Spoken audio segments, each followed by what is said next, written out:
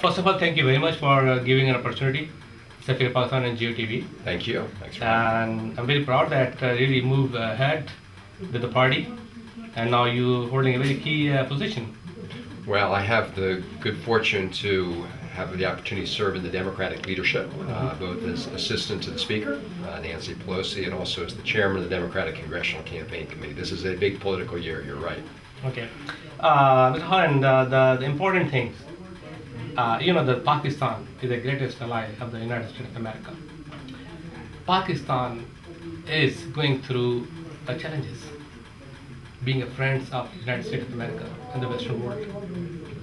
Pakistan has lost a lot of things, lives, investments, and trust of the people.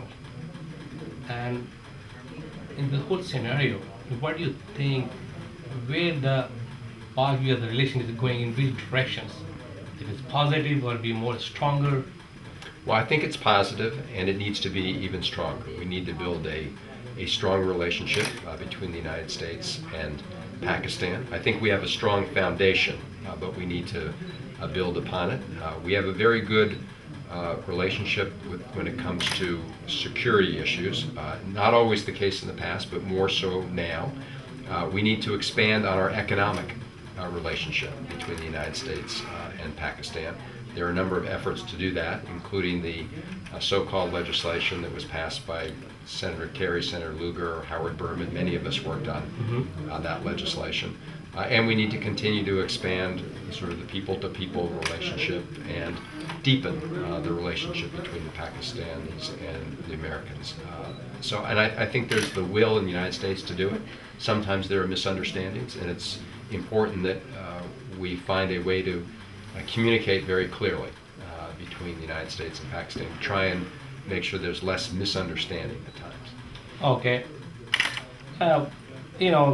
What is your opinion about our current government? Are the United States of America is satisfied with the Democratic government?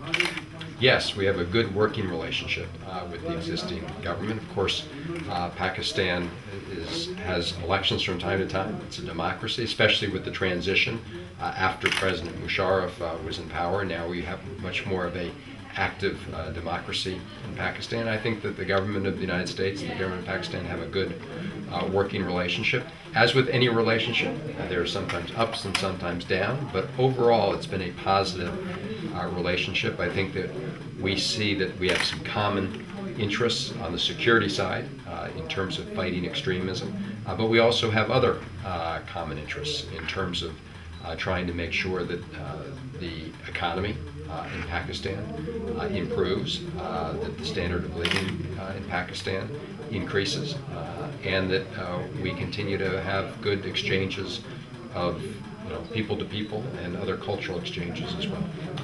Recently, the new security policy of President Obama, and they indicate that they can go any deeper if they found the terrorist.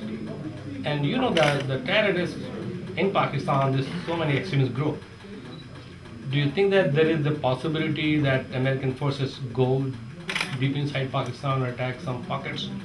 Is there any indication for future? Well, the United States fully respects the sovereignty of Pakistan. There's no question about that. The issue, as you know, has to do with some of the activities in the areas along the Afghan-Pakistan border. Some of those areas where even Pakistani troops have not yet been successful at making sure you have secure areas. And so then the question for the United States, for Pakistan, for any country is, what would you do in the event there was an attack that came from that area? And I think what the United States has said is that it will look at all its options. But I want to make it very clear that the United States fully respects the sovereignty and territorial integrity of Pakistan. There's no question about that. These are very sensitive issues. Yes. India and Pakistan. India has so many conflict nearing border of the Pakistan. And now there is also possibility that some Indian army is operation in Afghanistan. Do you think it's going to be like a little bit conflict? Well, I think both Pakistan, the United States, and India all have an interest in a stable Afghanistan. Of course, no one has more of an interest in a stable Afghanistan than the people of Afghanistan.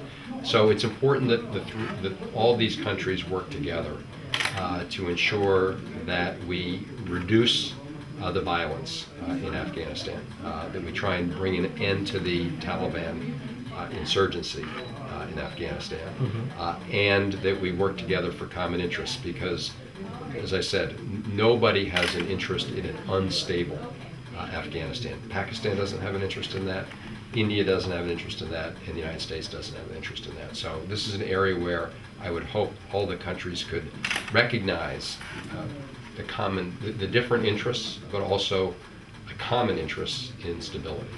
The last questions, and very quick. You know that Pakistani nations, let's say that government to government, very good relationship. But the Pakistani nation also look at Americans' behavior and American activities in politics. You know that you have signed so many agreements, free trade agreement with different countries, which is not doing so much for America, but Pakistan is doing so much for America. Why not you really talk to the Nancy Pelosi or your party to really look into this project, to do some free trade agreement or give the market access to Pakistan product or relax in the tariffs? Well, we are looking at ways to expand the economic relationship between the United States and Pakistan. One of the areas we're looking at is actually a bill that I'm very involved with, which is to create reconstruction opportunity zones within Pakistan and ROZs, and that goods made within those zones in Pakistan would have duty-free access to the U.S. markets. That would be a first step toward a greater amount of trade between the United States and Pakistan. As you know, there are many countries in the world with whom we still do not have free trade agreements. I think that should be a goal. It's a very important goal. But let's get this bill passed first. It's passed out of the House of Representatives. But what about the Senate? Are you helping us? Well, we're working very hard. I, in fact, talked to the White House. I talked to people in the administration within the last week. We're trying to find a way to get the Senate to join the House in passing this bill so that the President can sign it. Thank you very much, sir, for your kind time and your availability at this place. And thank you very much, Mr. Lodi. He's a very dynamic and a very vibrant businessman and individual here in California. And please give attention to California is one of the most important states. It is a very important state, and I'm very pleased to be here with Mr. Lodi. Thank you very much, sir. This evening. Thank you.